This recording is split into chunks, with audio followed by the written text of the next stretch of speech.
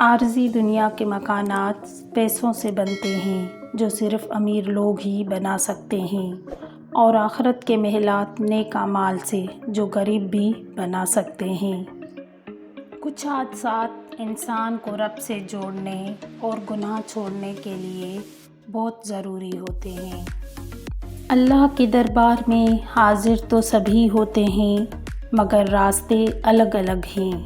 کچھ لوگ دکھ کے دروازے سے داخل ہوتے ہیں، کچھ صبر اور شکر کے دروازے سے۔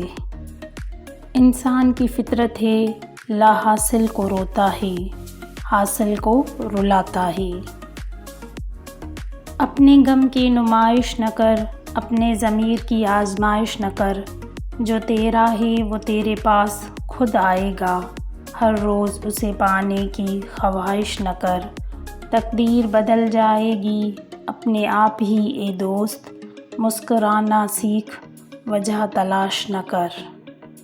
ڈر لگتا ہے ایسی خوشی سے جو دوسروں کو تکلیف دینے سے حاصل ہو۔ کبھی کبھی جو لوگ ہمیں بے وقوف سمجھ رہے ہوتے ہیں، دراصل ہم ان کی ہوشیاریوں کو نظر انداز کر رہے ہوتے ہیں۔ لہجے سمجھ آتے ہیں مجھے، بس لوگوں کو شرمندہ کرنا اچھا نہیں لگتا۔ بس تربیت کا فرق ہوتا ہے، ورنہ جو سن سکتا ہے وہ سنا بھی سکتا ہے۔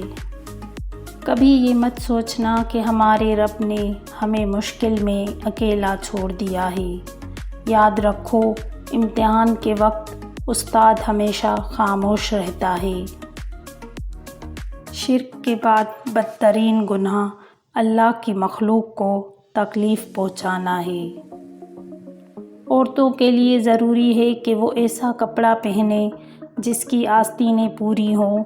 آدھی آستینے کا کرتا یا قمیض پہننا سخت گناہ ہے، اور ایسا باریک لباس پہننا بھی منع ہے جس سے بدن جھلکتا ہو۔ ایسی عورتیں قیامت میں برہنہ اٹھائی جائیں گی۔ صبر اور قدر ہر کسی کے بس کی بات نہیں ہوتی، یہ وہی بندہ کر سکتا ہے جو اعلیٰ ظرف ہوتا ہے۔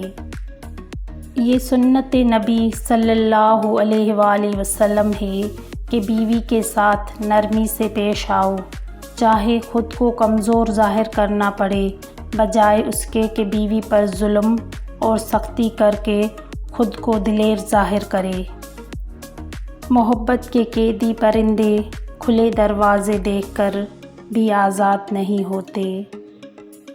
اے اللہ، مسجد اقصیٰ اور وہاں رہنے والے تمام مسلمانوں کی حفاظت فرما، جو زخمی ہیں انہیں شفا عطا فرما، اور جو شہید ہو گئے ہیں ان کے گھر والوں کو صبر دے، آمین یا رب العالمین۔ تیری جوانی ایک راز ہے، انداز ہے، آواز ہے، خالق سے محبت کی پہچان ہے۔ تو ایک پہر ہے قیمتی، تو ہیرا ہے ایسا ایک انمول ہے، وقت سے پہلے کا تو عروج ہے۔ خواہشات بادشاہ کو بھی غلام بنا دیتی ہے، جبکہ صبر غلام کو بادشاہ بنا دیتا ہے۔